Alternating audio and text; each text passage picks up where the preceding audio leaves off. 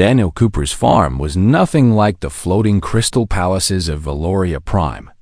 His home was a simple two-story building made of wood and stone with a wide porch that looked out over fields of golden wheat.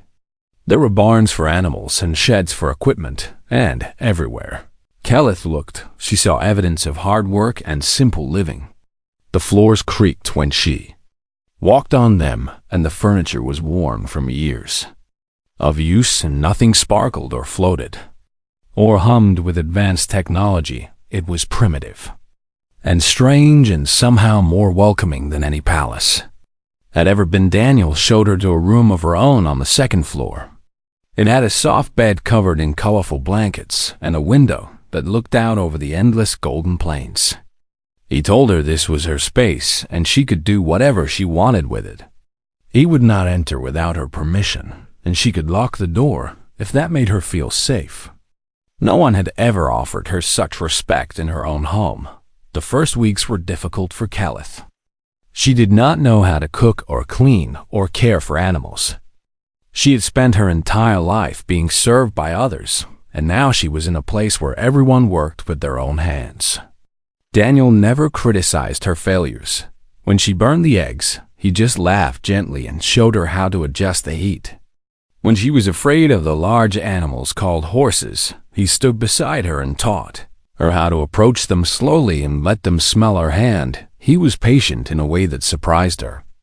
The Valorians valued efficiency and perfection, and they had no tolerance for mistakes.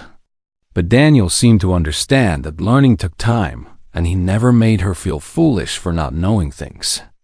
He answered all her questions without mockery, even when she asked about simple things that any child on this world would. No, the other humans in the town of Riverside were equally kind. They came to visit in the first weeks, bringing gifts of food and clothing and offering help with the farm. They looked at her silver skin and glowing violet eyes with curiosity, but not fear. They asked her questions about her homeworld and listened with genuine interest when she answered. They invited her to gatherings and celebrations and seemed honestly pleased when she, hadn't dead Kelleth, began to learn the rhythm of farm life. She woke early when the twin suns rose and helped Daniel feed the animals. She learned to collect eggs from the chickens and milk from the cows. She worked in the garden pulling weeds and picking vegetables. Her hands that had never done labor became rough, and her muscles that had never been tested grew strong. It was hard work, but there was satisfaction in it that she had never found in palace life. In the evenings she and Daniel would sit on the porch and watch the sun set over the golden fields. He would tell her stories about his childhood on Earth before his family moved to New Montana. He spoke about his late wife Maria with love and sadness in his voice, and Kelleth understood that he still carried grief in his heart. She told him about her life on Valoria Prime, about the cold rejection of her family and the loneliness that had followed her like a shadow. He listened without judgment, and his quiet presence made her feel less alone one night as they watched the two moons rise over the distant mountains. Kelleth asked him a question that had been burning in her mind for weeks. "Why are you kind to me? Your government must have told you why I was sent here. They must have told you that I am worthless to my people. Why do you treat me with such care when you know what I am?" Daniel was quiet for a long moment. He looked out at the moonlit fields, and his weathered face was thoughtful. Finally, he spoke in his gentle, rumbling voice. "My wife Maria used to say something that I have never forgotten. She said that the measure of a person is not what they are born with or what they lack. The measure of a person is what they do with what they have." He turned to look at her with those warm brown eyes. "I do not know anything about Valorian politics or royal bloodlines. I only know that you are here and you are alone, and you have been treated badly by people who should have loved you. That is not your fault, and it is no reason for me to add to your pain." Kelleth felt tears forming in her eyes.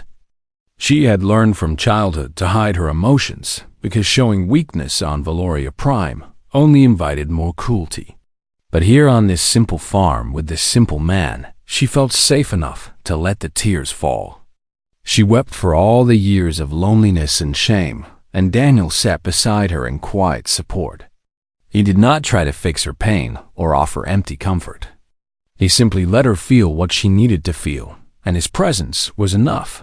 Their relationship grew slowly over the following months. Caleth found herself looking forward to their evening conversations and their shared meals. She noticed the way Daniel's eyes crinkled when he laughed, and the gentle strength in his calloused hands. She began to understand that kindness was not weakness as Valorians believed, but rather its own form of strength. One evening, as they stood in the kitchen cooking dinner together, Caleth made a decision. She crossed the small space between them and pressed her silver lips to his human ones. He was surprised at first, but then his arms wrapped around her, and he held her like she was something precious and fragile and worth protecting. Their wedding was a small affair held in the town square of Riverside. The townspeople came with flowers and music and genuine joy. There were no political calculations or bloodline considerations. There was only love and community and celebration. For the first time in her life, Caleth felt like she belonged somewhere. On their wedding night, she told Daniel the truth about her infertility. The words poured out of her in a rush of shame and grief because she felt he deserved to know what he had married. She expected his warmth to fade and his kindness to turn to disappointment. Instead, he took her hands in his rough, warm ones and looked into her eyes with nothing but love. "That does not change anything," he said. "I married you, Caleth, not your bloodline or your ability to have children.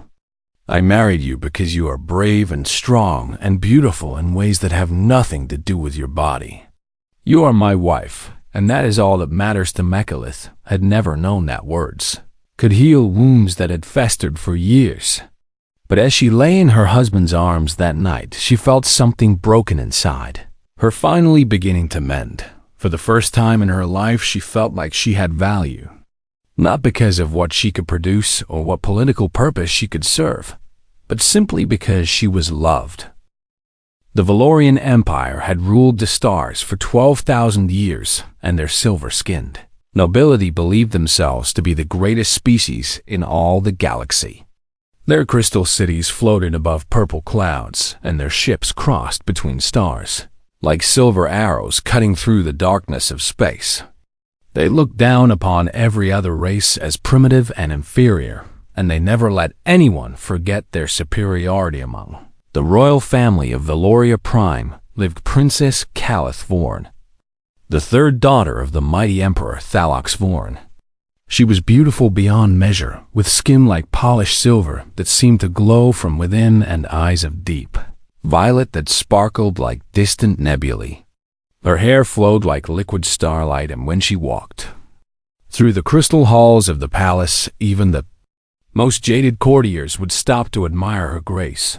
But Caleth carried a terrible secret that made her worthless in the eyes of her people. She was infertile. The royal physicians had discovered this truth. When she came of age for marriage, they ran every test their advanced technology could perform, and they consulted the greatest medical minds in the empire. The result was always the same. Her reproductive systems were dormant and unresponsive. No treatment could awaken them, and no medicine could fix what nature had broken. In a society where noble bloodlines meant everything, and where a princess existed only to produce heirs for political alliances, Caleth became nothing more than an embarrassment to her family. Her father, the emperor, stopped looking at her entirely. When she entered a room, he would turn away as if she did not exist. Her two older sisters whispered cruel jokes behind their delicate hands and laughed at her misfortune. The courtiers of the palace called her the empty vessel when they thought she could not hear, but she always heard, and each word cut deeper than any blade. For years, Caleth lived in this shadow of shame. She attended royal functions, but stood in corners where no one would notice her. She ate her meals alone in her chambers because her presence at the family table seemed to disgust her father. She learned to make herself small and invisible because that was what everyone wanted her to be. Then the humans made contact with the galactic community. Humanity had only been traveling among the stars for 200 years, which made them infants compared to ancient civilizations like the Valorians. Their ships were crude, and their technology was laughably primitive, and their lifespans were so short that other species wondered how they accomplished anything at all. The elder races considered humans to be little more than clever animals who had somehow stumbled into space travel.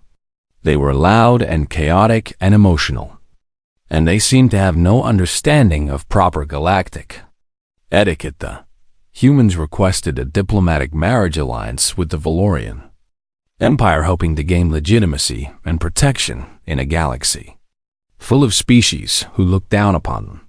The High Council of Valoria saw this request as an amusing opportunity. They would accept the alliance, but they would send the humans a gift that was worthless. They would send them Keleth. Lord Councillor Vexus delivered the news to her personally. He was her father's chief advisor, and he had always looked at Keleth with barely hidden contempt. He stood before her with a thin smile on his silver face and announced that she had been selected for a great honor. She would marry a human and travel to their primitive colony world to cement the alliance between their species. The council chamber erupted in laughter when the announcement was made. Noble lords and ladies who had ignored Keleth for years suddenly found her interesting enough to mock openly. Even her own father smiled at the news, and that smile hurt more than all the years of silence combined. They were not celebrating her marriage.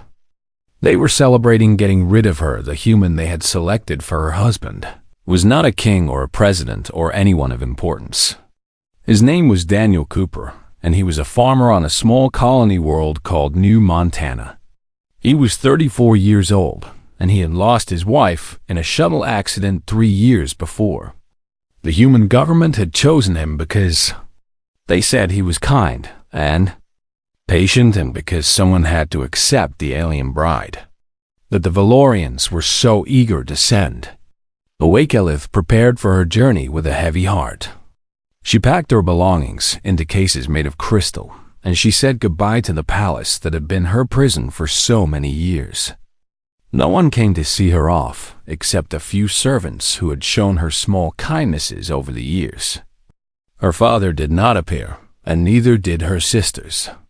She walked onto the Valorian transport ship alone and watched through the windows as her homeworld grew smaller and smaller until it was just another star in the endless darkness.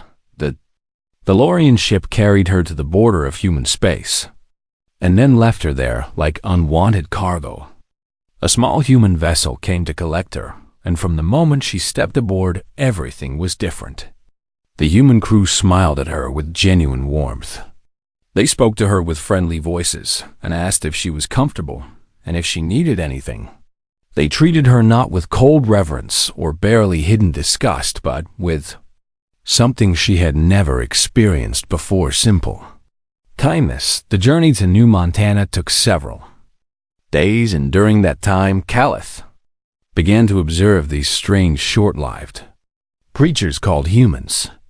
They laughed easily and often. They touched each other casually with pats on shoulders and quick embraces. They argued loudly and then forgave each other just as quickly. They were messy and emotional and completely unlike the cold perfection of Valorian society. When the ship finally landed on New Montana, Keleth stepped out onto a world that looked nothing like the crystal elegance of her home. The sky was a soft blue beneath twin golden suns, and vast plains of golden grass stretched toward distant purple mountains. The air smelled of earth and growing things and carried the sounds of animals and wind. And life. A man stood waiting at the landing pad. He wore simple work clothes covered in dust, and his dark hair was messy from the wind. His skin was brown from the sun, and his hands were rough with calluses from honest labor. He was not handsome by Valorian standards, but there was something in his face that made Keleth pause. His brown eyes were warm and kind, and when he smiled at her, there was no mockery in it and no hidden "Cordial welcome to New Montana," he said in a voice that was gentle despite its roughness. "I am Daniel Cooper, and I made dinner. I hope you like chicken." Keyleth did not know what chicken was, but as she looked at this simple, human farmer, something stirred in her chest. It was small and fragile and unfamiliar. It felt almost like hope. 18 months after their wedding, Keyleth began to feel strange in ways she could not explain. It started with a deep exhaustion that seemed to settle into her very bones. She would sleep for 10 hours and wake up feeling like she had not rested at all. Her silver skin, which normally glowed with a soft inner light, began to shine even brighter until Daniel joked that he did not need lamps when she was in the room. Then came the sickness. Waves of nausea would strike her without warning in the mornings and sometimes in the afternoons and occasionally in the evenings. She would have to stop whatever she was doing and wait for the terrible feeling to pass. Certain smells that had never bothered her before now made her stomach turn violently.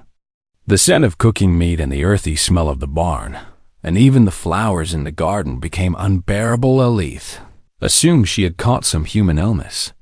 Perhaps there was some incompatibility between Valorian biology and the food or air or water of New Montana. She tried to hide her symptoms from Daniel because she did not want him to worry, but he noticed everything. He saw how tired she was and how often she ran to be sick and how she had stopped eating her favorite foods. "You need to see a doctor," he told her one morning after she had spent 20 minutes in the bathroom. "I know you think this will pass, but it has been weeks, and you are getting worse, not better. Please let me take you to Dr. Reeves." Keyleth wanted to argue, but she was too exhausted to fight.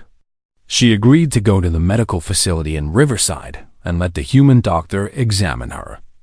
She expected to receive some simple treatment for whatever bug had infected her system. She expected to be told that she needed rest and medicine and that she would be fine in a few days. She did not expect what happened next. Hannah Reeves was a practical woman in her 50s with gray-streaked brown hair and sharp, intelligent eyes. She had been the only doctor in Riverside for 20 years, and she had seen everything from broken bones to difficult births to strange diseases brought back by traders from distant worlds. She ran her standard scans on Keyleth with calm efficiency and studied the results on her display screen. Then she ran the scans again. Then she called her assistant and had him run the scans a third time while she watched over his shoulder. Then she called a specialist in the colonial capital and had a long conversation in medical terms that Keyleth could not follow. Finally, she called the capital directly and spoke to someone in the colonial government. Her voice was careful and controlled, but Keyleth could see excitement building in her eyes. When she ended the call, she stood very still for a moment, as if gathering her thoughts. Daniel held Keyleth's hand tightly. His face was worried, and his grip was almost painful, but she did not mind. Whatever news was coming, she wanted to face it with him beside her. Dr. Reeves turned to look at them, and her expression was unlike anything Keyleth had ever seen. It was a mixture of confusion and disbelief and wonder, and something that looked almost like reverence. "Princess Keyleth," she said slowly, as if testing each word. "You are pregnant." The word hung in the air like a physical thing. Keyleth heard it, but her mind refused to accept its meaning. Pregnant? That was impossible. Every physician on Valoria Prime had confirmed her infertility. Her reproductive markers were dormant and dead. She could not conceive a child no matter what she did. The entire reason she had been sent away was because she was broken and empty and useless.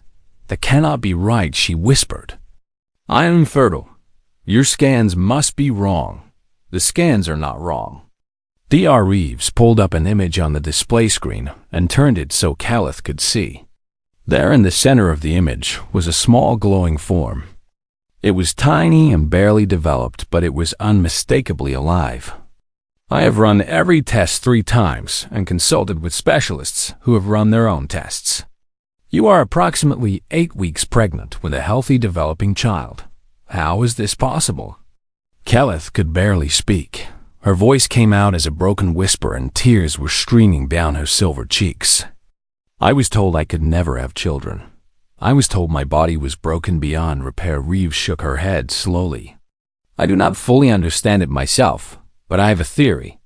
Valorian and human biology are very different in several key ways. Your reproductive markers were dormant because they were waiting for the right biological trigger. Something in your husband's genetic material activated what Valorian medicine could not. It is like a lock that needed a very specific key. She paused and looked at Daniel.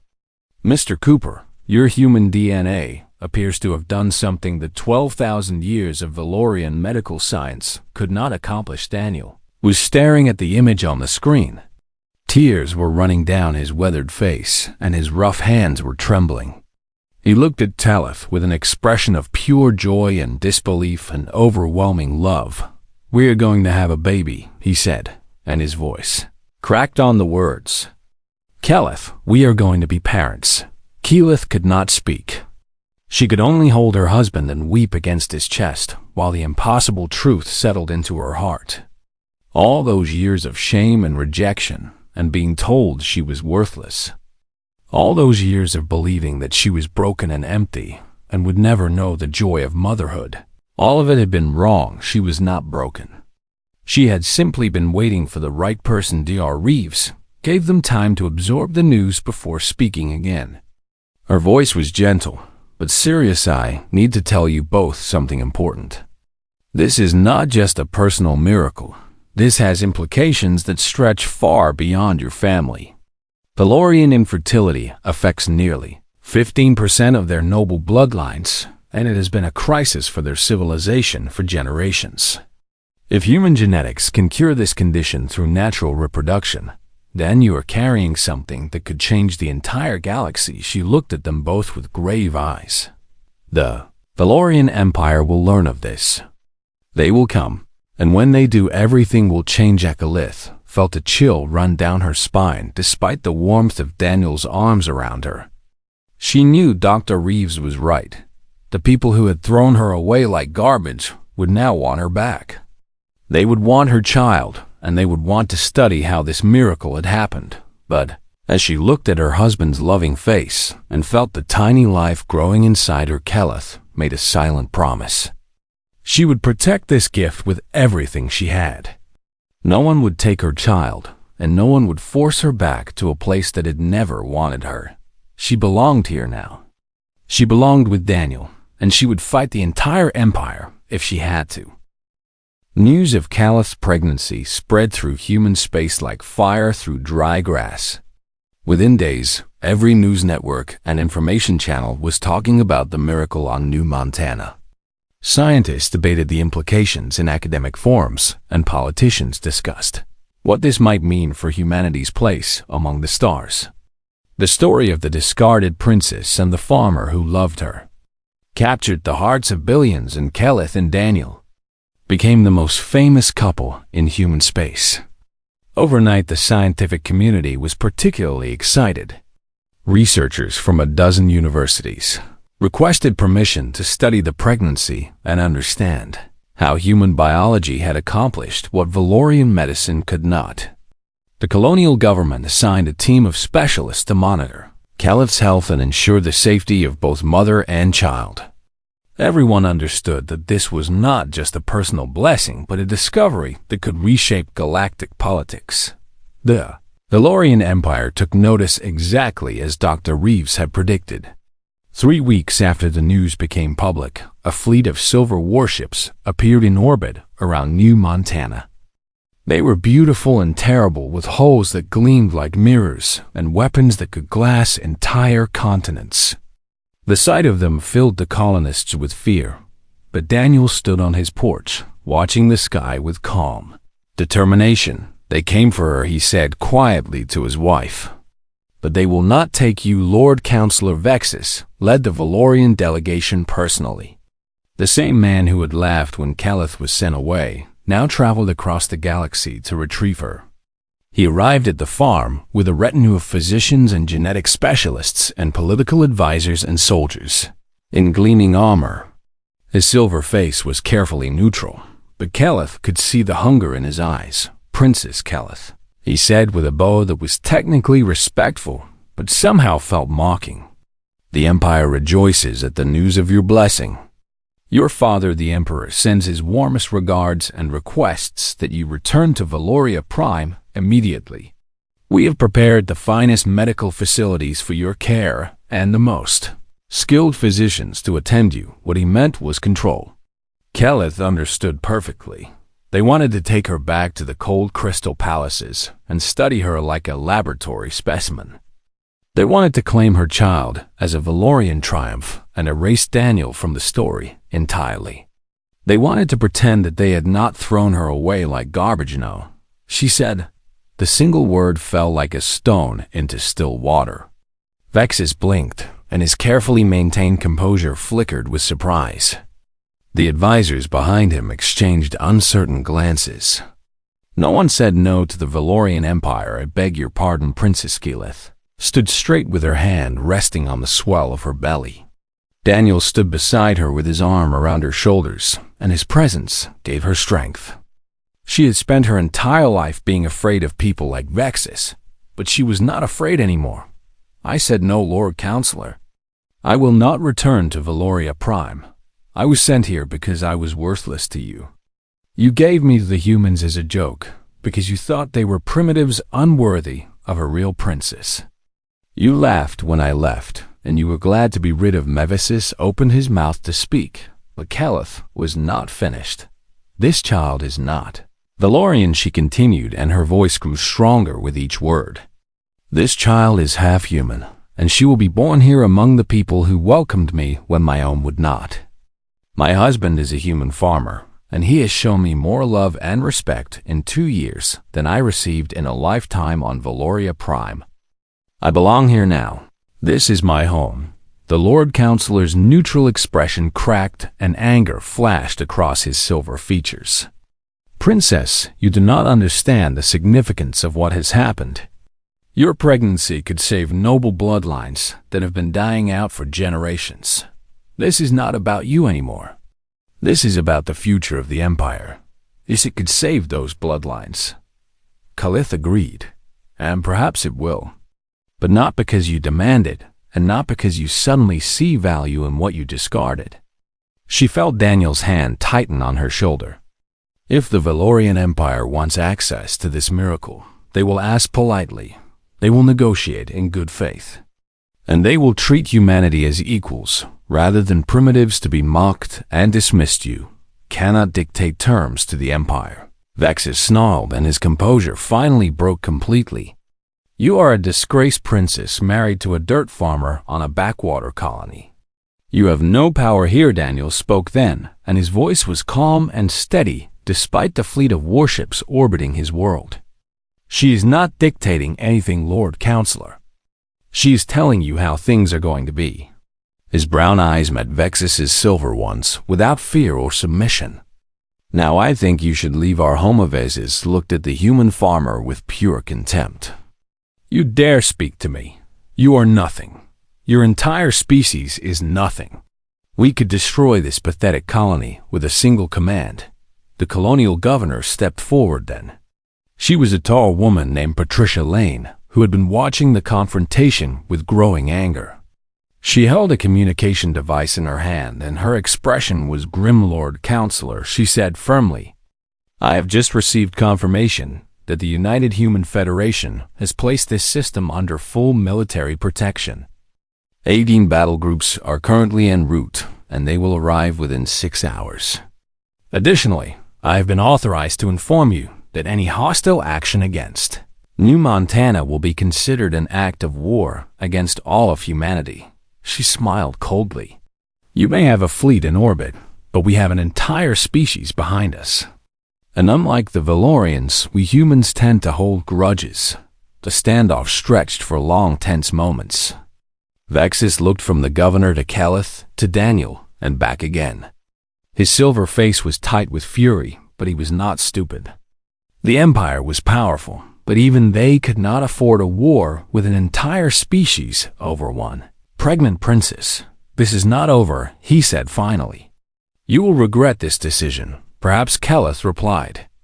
But I doubted the Valorian delegation left.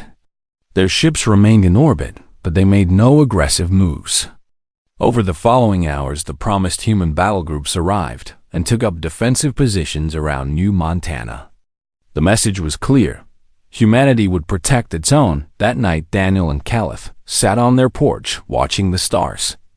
Somewhere up there among those distant lights, two fleets faced each other in tense silence. The galaxy was holding its breath. "Are you afraid?" Daniel asked quietly. "Yes," Keleth admitted. "But I am not alone anymore." She took his rough, calloused hand in her slender silver one. "Whatever comes next, we will face it together." Daniel nodded and pulled her close. "Together," he agreed. "Always." The child was born on a beautiful spring morning when the golden grass of New Montana swayed beneath a warm, gentle breeze. The twin suns painted the sky in soft shades of amber and rose, and the air was filled with the sweet scent of blooming flowers. It was a perfect day for a miracle to enter the world. Keleth labored for 20 long hours with Daniel at her side. He never left her, not even for a moment.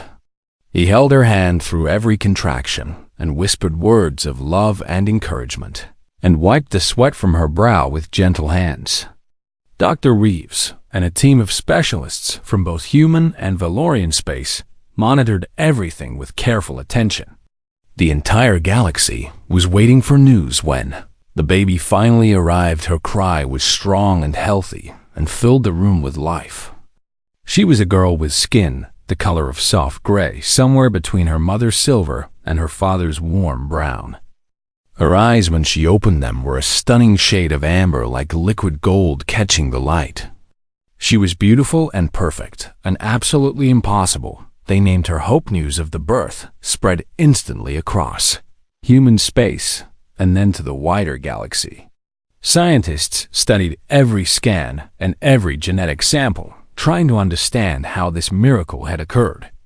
The answer, when it finally came, was elegant in its simplicity. Valorian genetics had evolved over thousands of years to become highly specialized and precise. Their DNA was like a finely tuned instrument designed for specific conditions and purposes. But this specialization had a cost. When something went wrong with their genetic systems, there was no flexibility to adapt or compensate. Infertility was a dead end with no path around it. Human genetics were completely different. Humans had evolved on a harsh and unpredictable world where survival required constant adaptation.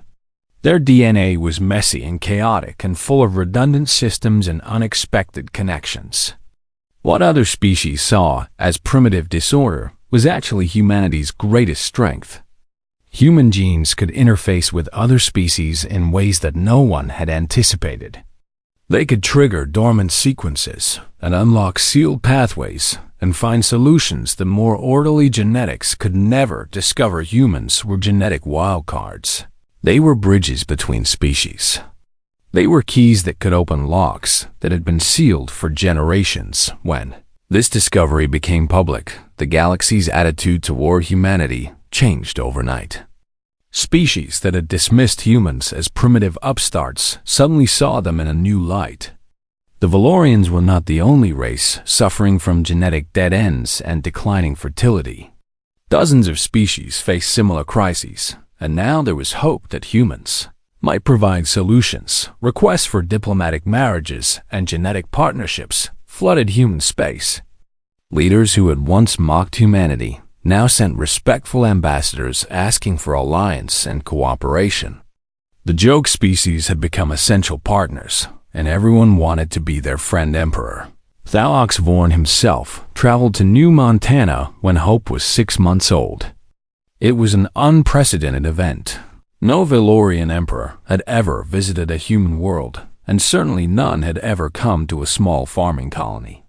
But these were unprecedented times, and Thalox understood that he had to face what he had done. Keleth met her father in Daniel's modest farmhouse. She held Hope in her arms with Daniel standing steady and supportive beside her. The emperor looked older than she remembered, with lines of worry carved into his silver face. He looked at his daughter who had once been his shame, and at the human farmer who had become her husband, and at the grandchild who had changed everything. I was wrong, he said finally, and the words seemed to cost him greatly. About you and about humans and about all of it. I threw you away because I was too blind to see your value. I am sorry. Keleth looked at the father who had ignored her for years and made her feel worthless and small. Part of her wanted to rage at him and make him feel the pain he had caused. But a larger part of her understood that anger would only poison her own heart. She had built a good life here, and she would not let old wounds destroy it. Yes, she said simply. You were wrong. The treaty negotiations that followed reshaped galactic politics entirely. Humanity was no longer a joke to be dismissed. They were vital partners whose unique biology offered something no other species could provide. The Valorian Empire agreed to treat humans as equals in all matters diplomatic and commercial. They shared technology and knowledge that they had hoarded for millennia.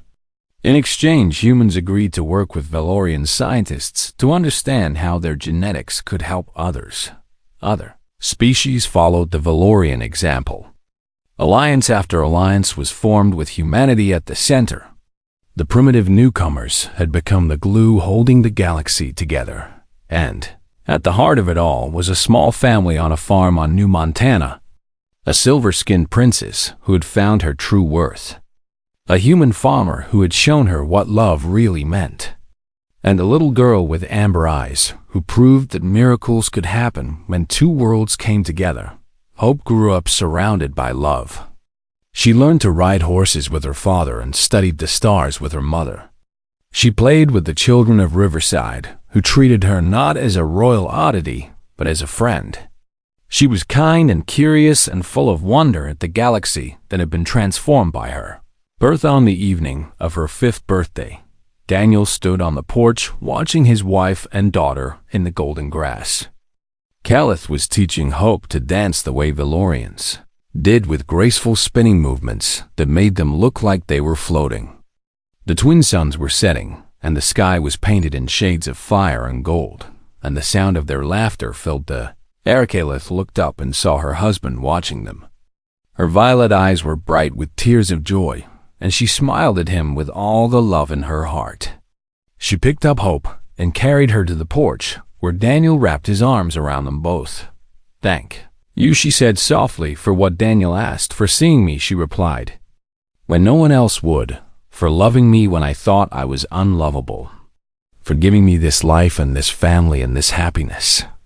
Thank you for everything. Daniel kissed her silver forehead and looked down at their daughter, who was already falling asleep in her mother's arms.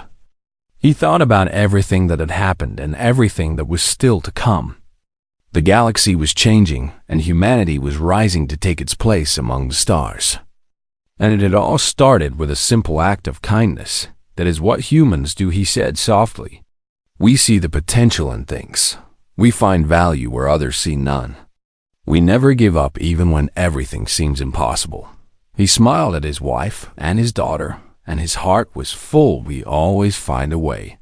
The twin suns set over New Montana, painting the sky in brilliant colors. Somewhere among the stars, the word was spreading. Never underestimate humanity. They had turned a cosmic joke into a miracle. They had transformed rejection into love and shame into triumph. And they were only getting started. The end.